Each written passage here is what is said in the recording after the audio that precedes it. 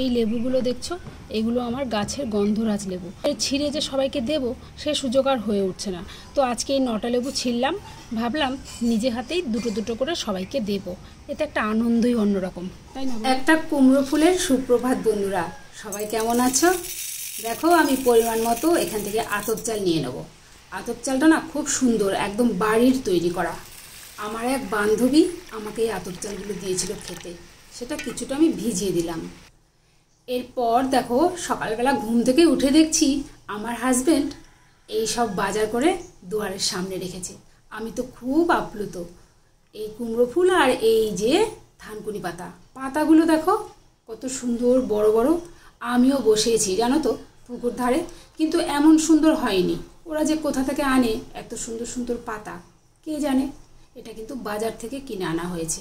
এই কুমড়ো ফুলটা বেশ সাইজে বড় বড় আছে, আর এই থানকুনি পাতাগুলোও বড় বড় আছে। তো আমি এখানে বসে পড়েছি, কিছুটা কাঁচা লঙ্কা নিয়ে নিলাম। লঙ্কাগুলো একটু ঝাল কম তো, তাই এতগুলো দিলাম। তা না হলে এতগুলো লাগে না, ঝাল হলে একটা দুটোতেই হয়ে যায়। তো এর আগে আমি বেশ কয়েকবার পাতাগুলো ধুয়ে নিয়েছি। শেষবারের মতো ধুয়ে গামলার মধ্যে রেখেছিলাম। সেখান থেকে জল ঝরিয়ে এই শিলপাটায় নিয়ে নিলাম। মিক্সারও বাটা যায়, কিন্তু এর মতো হয় না, তাই আমি এতেই বাটলাম। লবণটাও দিয়ে দিলাম পরিমাণ মতো।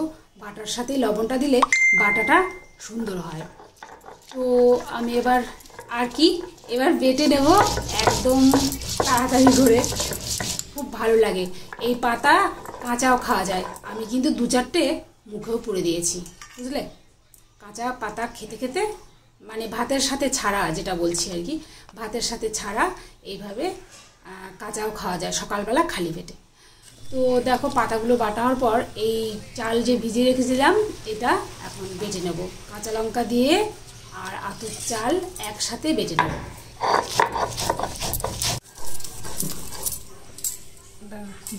বেসন দিয়েও হয়, ময়দা দিয়েও হয় কুমড়ো ফুলের বড়া, কিন্তু আতপ চালটাই আমার কাছে যেন সবার উপরে। আতপ চাল দিয়ে বাটলে কি হয়, বড়াটা মুচমুচে হয়, মুড়মুড়ে হয়। আর বেসন বা ময়দা দিয়ে ভাজলে একটু নরম নরম হয়। এর যে অরিজিনাল স্বাদ সেটা পাওয়া যায় না, এই আর কি। তো দেখো, তোমাদের সাথে গল্প করতে করতে চালটা এরকম করে বেটে নিয়েছি আমি। এবার আর কি, ফুলটা সুন্দর করে বেছে আর এরকম করে রেখেছিলাম ধুয়ে। তারপর এই আতপ চালের ব্যাটারের মধ্যে এভাবে ডুবে দেবো আর ভাজবো। তেলটা গরম হয়ে গেছে, ছেড়ে দেবো।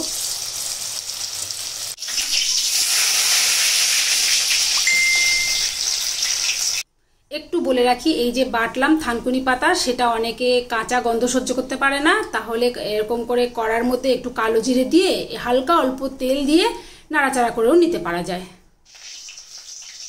তো এই বড়াটা তো হয়ে গেল, এবার সরাসরি যাব খাবার পাতে। নিয়ে নিলাম একটু পাতা আর কুমড়ো ফুলের বড়া। এই হচ্ছে আমার আজকের খাবার। তো দেখো, তোমরা দেখতে থাকো।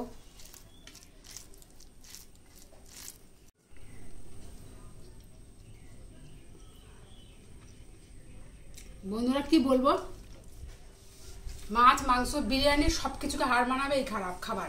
শুধু টেস্টের দিক থেকে নয়, মানে শরীরের দিক থেকেও, শরীর মন একদম সতেজ থাকবে। তো যাই হোক, এই খাবারটা আমি সকাল সকাল খেয়ে নিলাম। এই হচ্ছে আমার খাবার আজকে। এরকম করে তোমরাও খেতে পারো।